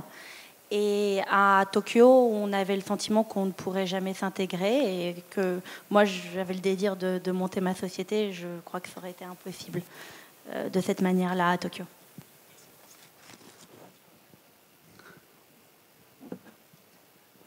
Alors, Hong Kong, entre Hong Kong, Shanghai et Singapour, c'est simple, quand vous aimez l'énergie d'une ville, vous avez envie d'aller à Hong Kong. Singapour, c'est plus calme. Vous allez faire un peu plus de tourisme. Et Shanghai, j'avais trouvé que c'était une ville qui avait beaucoup d'énergie, mais je ne trouvais pas la même énergie positive qu'Hong Kong. Voilà, c'était plus fatigant, mais pas pour les bonnes raisons. C'était pas aussi stimulant. Voilà, parce que j'avais visité évidemment les villes avant de vouloir faire le choix, de prendre le choix d'aller à Hong Kong. Alors moi, ce qui m'a amené à Hong Kong, c'est l'amour. Pas l'amour pour quelqu'un, mais l'amour pour la ville. Je suis venu un week-end, en fait j'ai passé 3 jours, il y a maintenant 10 ans de ça, j'étais à Pékin à l'époque. Et je suis venu visiter cette ville et je ne peux pas vous dire exactement ce qui s'est passé, mais quand je suis parti, je me suis dit que si on n'avait qu'une vie, ce qui est ma croyance, il fallait que je revienne un jour passer une partie de ma vie à Hong Kong. Et donc ensuite, je me suis organisé et créé les opportunités qu'il fallait pour revenir à Hong Kong avec un projet différent. Mais c'est vraiment la ville en elle-même et encore une fois cette énergie qui m'a attiré. Merci. Alors, il y a beaucoup de questions. J'essaie de les grouper un petit peu. Il y en a une qui est adressée à Igor. Et alors, je la fusionne avec d'autres questions. En gros, il s'agit de quel est l'avantage compétitif pour une start-up française? Quelle est l'image de la France? Est-ce que ça aide pour développer un business à Hong Kong? La région n'est-elle pas plus influencée par les anglo-saxons? Comment gérer les conflits de culture entre la culture française et anglaise? Sorry, Simon, we're in a dangerous Franco-British argument here. But more generally, pardon, je continue en français. Plus généralement, quel est l'avantage compétitif que présente le fait d'être français? Et je vais ajouter une question subsidiaire. Quelle est l'image, puisque dans votre cas, vous fabriquez des produits hongkongais, quelle est l'image également en ce qui vous concerne du Made in Hong Kong? Est-ce que ça vous aide ou est-ce que ça vous gêne dans votre marketing global? Alors, ça fait beaucoup de questions regroupées. Je vais commencer par l'atout ou l'avantage d'être français pour faire ce qu'on fait. C'est vrai qu'on a cette image du luxe, et je pense qu'à tous les niveaux de l'industrie, même à notre niveau où on est plus dans le monde de l'électronique, mais relativement haut de gamme, dès qu'on arrive, même chez un fournisseur, il y a une espèce de crédibilité peut-être esthétique ou dans le style, qui n'est pas forcément justifiée, parce que c'est pas parce qu'on est français qu'on a toujours bon goût, mais en tout cas ils se disent, tiens, voilà potentiellement une marque qui va se développer et avoir un rayonnement international, un client intéressant. Donc là-dessus, c'est vraiment une chance, c'est vrai, qu'on a quand on est français, et c'est la vision que les autres, et notamment les Chinois, ont de la France. Ensuite, vous m'avez demandé comment gérer le conflit presque franco-britannique, puisque mon associé est anglais. Est-ce qu'il y a conflit? Non, bah en fait, il pourrait y avoir conflit, mais le matin, quand on arrive, ça va vous faire rigoler ou pas, mais on a créé un peu ce nouveau langage, on se dit pas bonjour, on se dit bon matin. Tout le monde dit bon matin au bureau. Et en fait, je pense que c'est ce que disait Jacques, un conflit finalement, c'est la manière dont on le tourne, et on a réussi à créer, mais pas seulement avec John qui est anglais, avec toutes les nationalités qui participent au développement aujourd'hui de Native Union à Hong Kong, une plateforme qui me fait un peu penser au bureau qu'on peut voir parfois dans la Silicon Valley, parce que c'est ceux qu'on voit dans les journaux, où le bureau est très ouvert et c'est très participatif. Donc c'est pas un conflit, c'est vraiment un enrichissement. On parle tous cantonais, de toute façon. Ça résout le problème. Voilà, on parle tous évidemment cantonais. Une autre question qui est adressée à Jacques Boissier, qui est connexe. La maîtrise de la langue anglaise pour une prospection commerciale en B2B est-elle suffisante? La non-connaissance de la langue locale n'est-elle pas un frein au développement commercial?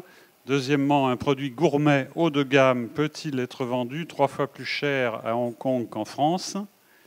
Et troisièmement, est-il nécessaire, voire indispensable, de sous-traiter l'enregistrement des produits gourmets à Hong Kong? Donc c'est une question très précise. Oui, alors la première, il n'est pas indispensable de parler cantonais à Hong Kong.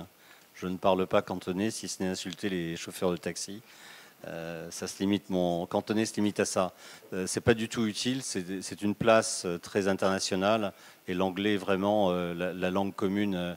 Par contre, il faut une bonne... Je vois parfois de jeunes Français arrivant ne parlant pas du tout anglais. Je leur dis, écoutez, allez d'abord apprendre l'anglais, ensuite venez à Hong Kong ou dans la région. Si vous n'avez pas ce minimum d'outils, l'internationalisation est difficile. Donc, en Chine, c'est un peu plus compliqué. Le putonghua est utile dans des négociations, mais ce n'est pas forcément un atout. Je ne parle pas chinois non plus.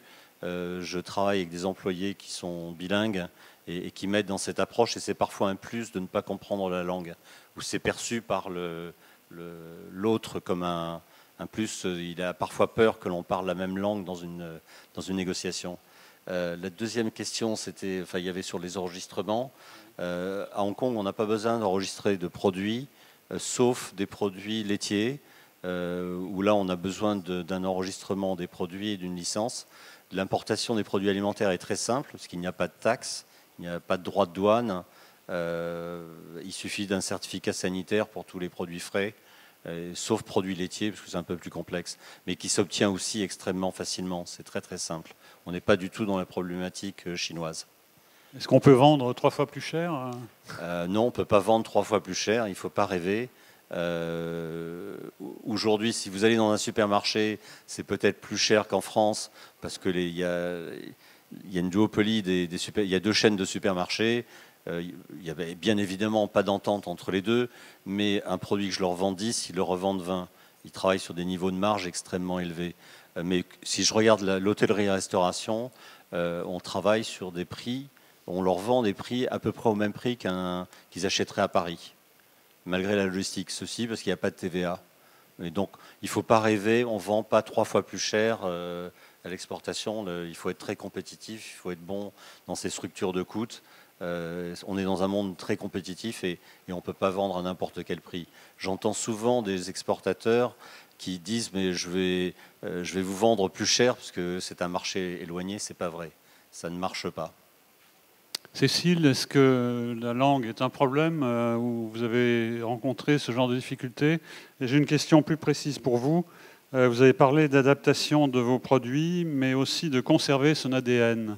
Est-ce que vous pouvez développer un petit peu et nous expliquer comment concilier les deux? Donc déjà, je suis comme Jacques, la langue n'est pas un problème. Toutes les négociations que j'ai faites sont en anglais. Toutes les personnes que vous rencontrerez, même en Corée ou en Chine, vous pouvez facilement faire des négociations en anglais.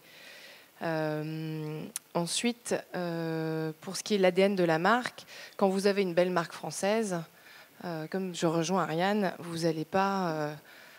va falloir quand même conserver les codes de votre marque, les normes, mais les adapter aux standards asiatiques. Et en l'occurrence, pour Caudalie, on n'a touché à rien du tout, ni à nos produits. Nos produits correspondent tout à fait aux besoins des Asiatiques aussi. D'ailleurs, on a une gamme blanchissante qui est beaucoup moins agressive que les gammes blanchissantes japonaises et coréennes et qui plaisent énormément aux Asiatiques puisqu'il y a un marché du naturel et il y a un marché de la cosmétique douce qui s'est petit à petit instauré. Et ensuite, il faut vraiment capitaliser, je pense, sur votre marque, sur ses points forts et juste les adapter pour que les Asiatiques la comprennent correctement. On a un slogan chez Caudalie que les Asiatiques ne comprennent pas. Et voilà, c'est juste des adaptations assez mineures. Et pour le reste, vraiment conserver le côté Made in France, c'est très important, je pense. Ariane, une question concernant le retail. Cette personne est positivement surprise de votre réussite alors qu'on dit que le prix des loyers à Hong Kong tue le petit retail. Donc, quelle est votre recette et également quel est le montant de votre loyer à AFC Prime Location? Ça, vous n'êtes peut-être pas obligé de dévoiler tout, mais quelles sont également les formules que vous proposez à vos partenaires pour les accompagner, les emmener à Hong Kong? D'abord, j'aimerais revenir, excusez-moi, sur un point que vous avez évoqué, c'est les prix. Parce que je crois que c'est une problématique très importante pour nous aussi.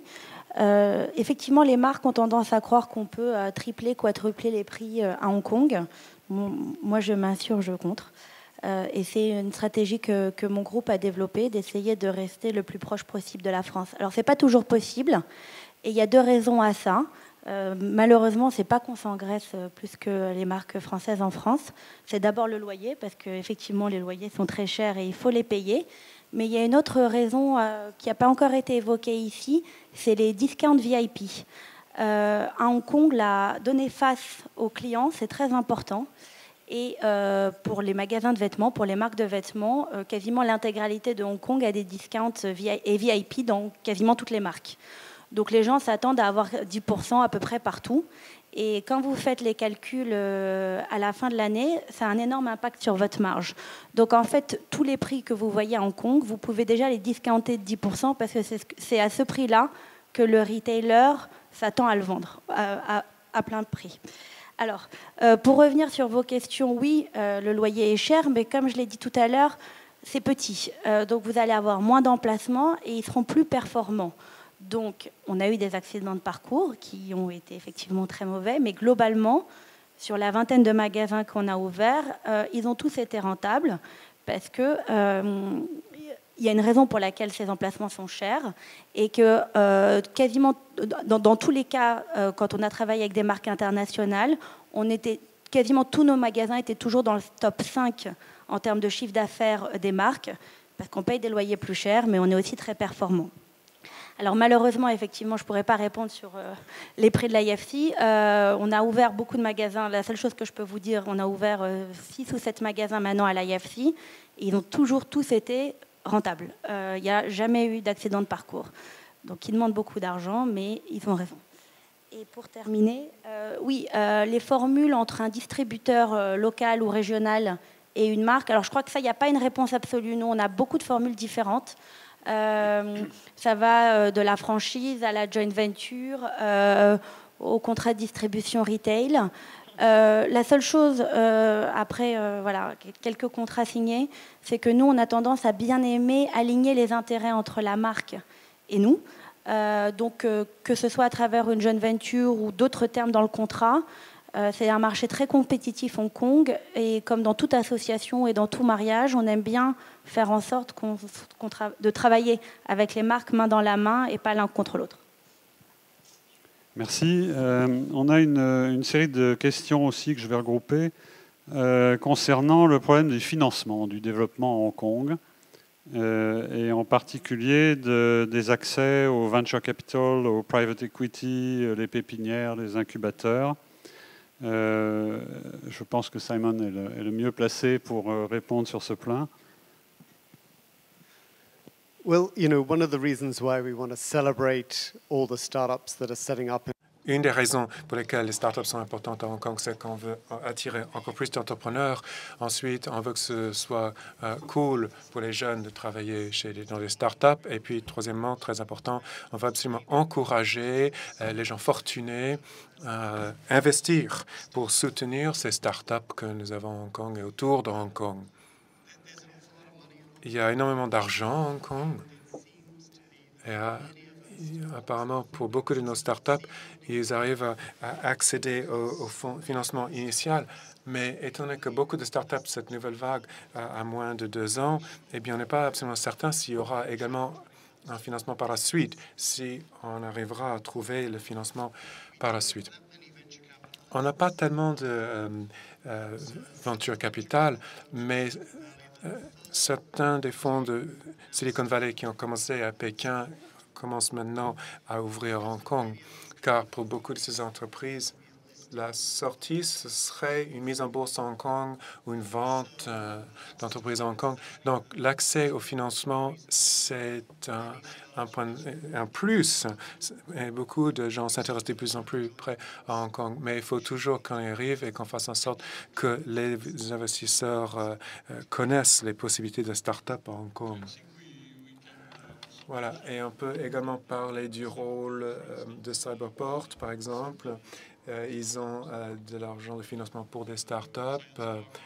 La Science Park a également des taux préférentiels pour les startups dans le domaine de la technologie. À la Chambre de commerce française, on a commencé un groupe qui s'appelle la BAG, le Business Advisory Group, dont vous êtes membre. Ariane en fait partie.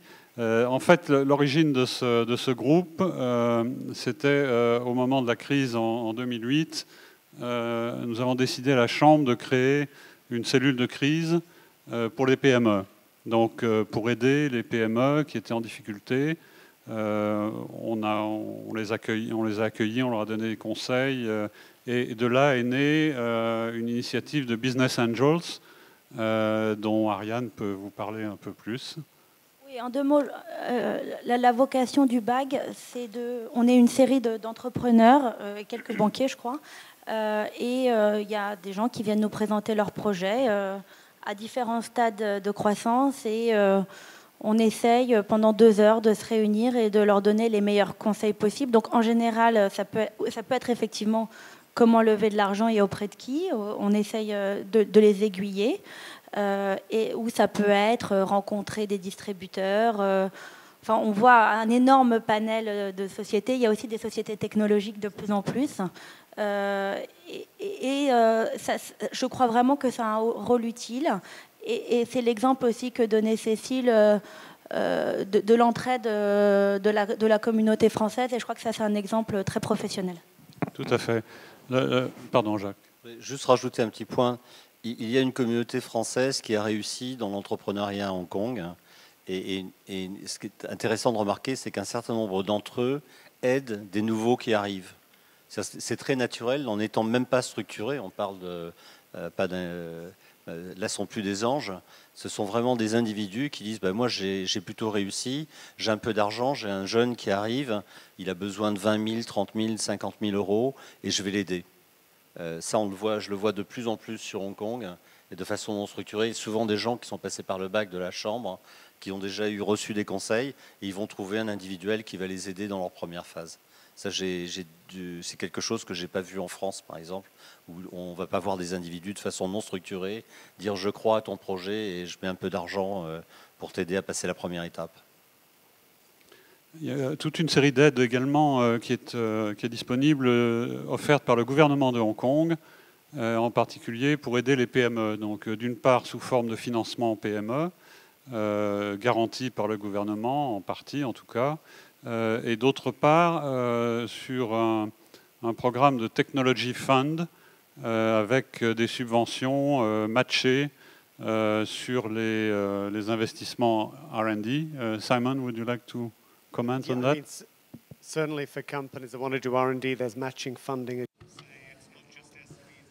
Ce ne sont pas seulement les PME, c'est des entreprises de n'importe quelle taille qui ont droit à ce financement, ce qui est généreux. Mais n'importe quelle entreprise qui souhaite commercialiser ses produits en Chine, si vous avez un bureau à Hong Kong, eh bien, cela vous aide.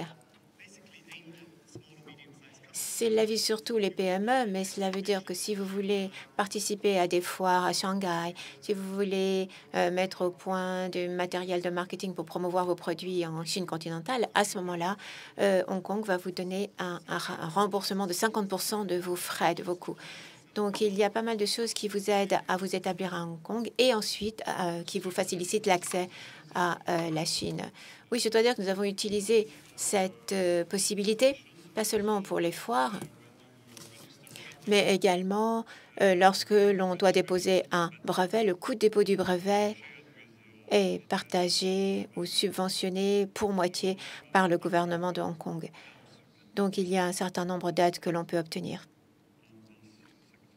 dans ce secteur. Une question peut-être à l'adresse de Igor. La protection de la propriété intellectuelle. Il y a quelques problèmes en Chine en ce qui concerne la propriété intellectuelle dans le secteur technologique et dans le secteur du luxe. Comment est-ce que vous pouvez faire face à ces problèmes dans ce secteur innovateur qui est le vôtre? Est-ce que vous êtes copié, plagié? Et comment vous pouvez combattre cela? C'est génial, ça doit bien marcher, on voit tes produits partout, vous êtes même copié. C'est rarement une bonne nouvelle, mais les gens aussi font un amalgame souvent en disant vous êtes à Hong Kong, vous avez plus de chances de vous faire copier.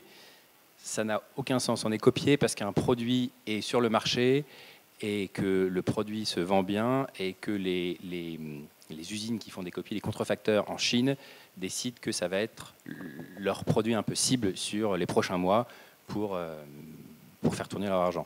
Donc déjà, il n'y a aucun lien entre être à Hong Kong et avoir plus de chances de se faire copier. Ensuite, encore une fois, l'environnement légal à Hong Kong nous permet très facilement d'avoir accès à des avocats et donc d'avoir des protections qui sont, comme vous venez de le dire, subventionnées en plus par le gouvernement de Hong Kong, qui nous pousse à enregistrer un maximum nos dessins, nos modèles, nos brevets. Les coûts en plus sont relativement moins cher que si on faisait ça en Europe. Et un exemple assez concret, quand on dépose un dessin et modèle, par exemple, on a ensuite ce qu'on appelle une période de grâce, c'est-à-dire qu'on a 6 mois, on a une priorité de 6 mois avant de le déposer dans le reste du monde. Et Hong Kong, en tant que tel, est considéré comme un territoire, comme un pays, et pour environ 300 ou 400 €, on peut faire un dépôt à Hong Kong qui nous donnera ensuite la priorité. Et donc, on a 6 mois pour voir si le produit est un produit à succès ou pas, et pour ensuite décider si on veut l'enregistrer à une plus large échelle ou pas. Donc encore une fois, les choses sont très facilitées par Hong Kong. Cécile, dans le secteur des cosmétiques ou de la mode, vous avez, ou de la beauté, vous avez ce genre de problème? Pour la protection intellectuelle, tout est fait de France.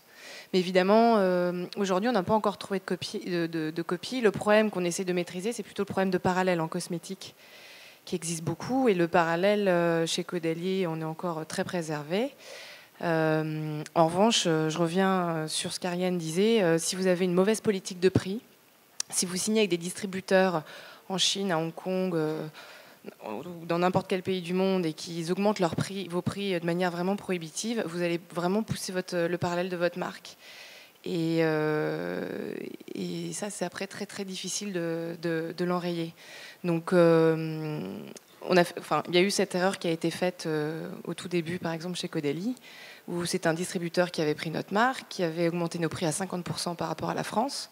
Donc, quand on a dû réguler les prix, c'est très difficile parce que vos consommateurs ont l'habitude de voir un certain prix. Si vous les diminuez, pour eux, ils ont l'impression que la marque est en échec.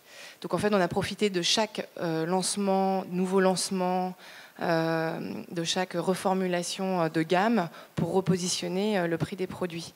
Mais si vous pouvez le faire dès le départ, je vous assure que c'est un casse-tête à éviter vraiment dès le départ. Jacques, est-ce qu'il y a du faux foie gras ou tu rencontres ce genre de problème? Alors, il y a un problème qui existe réellement sur le vin. Moi, je ne suis pas dans le vin, mais c'est un problème réel sur la Chine aujourd'hui.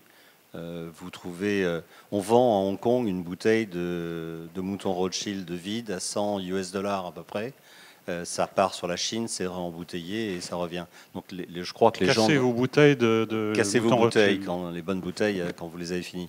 Mais il y a réellement un problème sur le vin. Sur la nourriture, un peu moins, mais on voit quelques faux sur des produits laitiers. Produits bébés, par exemple, d'alimentation pour bébés qui ont de grosses valeurs en Chine. Les gens n'ont qu'un enfant, donc veulent absolument que leurs enfants aient les meilleurs produits. Et on voit sur du lait infantile des faux circuler. On le voit, on l'a vu un petit peu sur des pâtes. Moi, je l'ai vu sur des pâtes, sur de l'huile, où on voit certains produits faux. Pourtant, on est sur des produits pas très chers. Donc, il y a un vrai problème. Le problème majeur, tu soulevais, c'est le parallèle. Parce que le parallèle est très dangereux dans la mesure où on n'est pas du tout sûr des chaînes de froid et du respect de la qualité du produit. Donc pour un industriel français, c'est un gros problème. Donc d'où encore une fois la bonne politique de prix, le bon distributeur et la chasse au parallèle. Donc on démonte des circuits de parallèle et on est presque sûr à chaque fois que le produit est de mauvaise qualité à son arrivée au niveau consommateur. Donc il faut une bonne surveillance. Ariane, vous voulez ajouter quelque chose sur ce sujet? Non, je rejoins ce qui a été dit.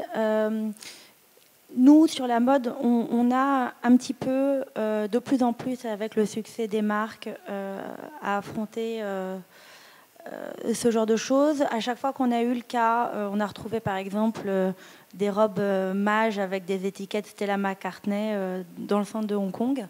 On a une lettre d'avocat a suffi à la disparition du modèle. Donc c'est là aussi, encore une fois, que le rôle du distributeur est important pour garder l'œil ouvert et courir après les faux. Merci. Il y a une autre série de questions qui concernent les ressources humaines et en particulier les possibilités d'emploi pour des jeunes Français à Hong Kong. Les entreprises françaises à Hong Kong embauchent-elles encore des Français ? Depuis quelques années, le nombre de Français expatriés à Hong Kong s'est considérablement multiplié. Y a-t-il encore de la place? Je peux peut-être répondre un peu concernant la Chambre, puisqu'on a une cellule emploi à la Chambre qui traite chaque année, qui place environ 150 Français chaque année à Hong Kong, pas nécessairement dans les sociétés françaises. Je crois que tout dépend du profil et des qualifications. Il y a une autre question qui concerne la formation et les diplômes qui sont plus particulièrement cherchés en Asie. Est-ce qu'il y a de la place dans les concepts de ressources humaines, de communication? La réponse est oui. Il y a des sociétés qui réussissent très bien dans la com et qui emploient des Français. Il y a même une Française qui a très bien réussi dans le secteur de la communication et de l'événementiel. Donc je ne sais pas si vous avez d'autres commentaires que vous souhaitez faire sur ce plan. Dernier point, on reçoit beaucoup de demandes de stage, évidemment, de jeunes Français qui cherchent un stage à Hong Kong. On a mis en place à la Chambre un portail spécial stagiaire où en fait il y a l'offre et la demande. Donc les entreprises offrent et les stagiaires demandent. Et donc ça fonctionne très très bien. C'est la meilleure façon pour un stagiaire de trouver. Il y a également plus de 200 VIE à Hong Kong, 260 je crois, qui sont extrêmement dynamiques, qu'on aide au niveau des conseillers du commerce extérieur, on les parraine, on organise un grand prix VIE chaque année. On a également un grand prix pour les SMI, qui est co-financé par la Chambre et le Hong Kong Trade Development Council. Donc il y a encore de la place pour les Français. Jacques, tu veux commenter ? Oui, je crois qu'il y a je voudrais parler des stagiaires. On reçoit énormément tous de demandes de stage. Il y a une particularité à Hong Kong, c'est qu'il faut pour un stagiaire avoir un permis de travail. Donc quelqu'un qui cherche un stage de 3 mois, on ne va pas faire la démarche d'obtenir un permis de travail. Moi, je le fais uniquement pour des gens qui vont au minimum avoir un stage de 6 mois, parce que c'est assez difficile à obtenir. Sur les contrats de travail, les permis de travail, on voit beaucoup de jeunes arriver qui n'ont pas d'emploi, enfin qui n'ont pas eu d'expérience professionnelle, qui ont un beau diplôme. C'est très difficile aujourd'hui de leur obtenir un permis de travail. Ce n'était pas le cas il y a 2 ou 3 ans. Aujourd'hui, c'est difficile parce qu'il faut non seulement le diplôme, mais il faut un minimum d'expérience, je dirais 2 ans d'expérience. C'est encore plus dur sur la Chine. Alors, sauf si le jeune vient dans un cadre entrepreneurial. Il y a un outil qui a été mis en place, dont on n'a pas parlé, qui est un accord entre le gouvernement français et le gouvernement de Hong Kong, qui permet à des jeunes diplômés de venir travailler pendant 1 an à Hong Kong. Je crois qu'on a quelques dizaines. Oui, et ça permet, ils ont le droit de travailler, ces jeunes emplois, ils peuvent rester 1 an à Hong Kong, ils ont un permis de travail automatique et ils ont le droit de prendre 2 emplois. Donc ça, c'est un outil qui a été pas mal pris pour des jeunes, ça leur donne le pied à l'étrier et après, au bout d'1 an, ils peuvent obtenir un permis de travail. Ariane ? Oui, Non, juste pour pardon. spécifier, ça s'appelle le Working Holiday Visa. Et nous, on vient d'ouvrir un restaurant et on s'est rendu compte que dans le F&B, il y a beaucoup de postes à pourvoir. Je crois qu'il y a 20 000 postes dans le F&B non pourvus à Hong Kong. Donc pour les gens qui ont des expériences et des qualifications, que ce soit en cuisine ou dans les... Là, je crois qu'il y a vraiment encore, pour les gens qui ont de l'expérience, des choses à faire à Hong Kong et de la place. Cécile ? Et quand vous développez une marque basée en France et vous développez sa filiale en Asie, je pense que c'est très important pour les personnes qui sont au siège en France de communiquer avec un Français. Ils se comprennent beaucoup plus facilement, l'interface se passe beaucoup mieux. Donc en plus, nous on prend plutôt des postes au niveau de la coordination marketing. Parce qu'au niveau marketing stratégique, on aura plutôt besoin d'appuis locaux, de personnes locales. Et après, au niveau du commerce, les Français sont très bons pour faire du business. Donc, au niveau régional, d'avoir un sales delegate ou un chef de zone, c'est aussi tout à fait le type de profil dont on a besoin, français. Igor, les profils des Français que vous employez, c'est quoi ? Nous, c'est principalement des créatifs. On se rend compte qu'il y a quand même une fibre créative en France et c'est principalement des designers, des graphic designers, des product designers. On a eu un sales aussi récemment à Paris, un stagiaire qui est venu et qui cherchait une expérience en sales. Et la richesse, encore une fois, de pouvoir voyager aussi facilement et de découvrir l'Asie du Sud-Est. Il est resté 6 mois et il est reparti... malheureusement, parce qu'il n'avait pas le choix, avec l'intention de revenir ensuite démarrer sa carrière à Hong Kong. Merci. Malheureusement, nous arrivons au temps indiqué. Donc, il me reste à remercier les participants. Je vous invite à les applaudir pour leur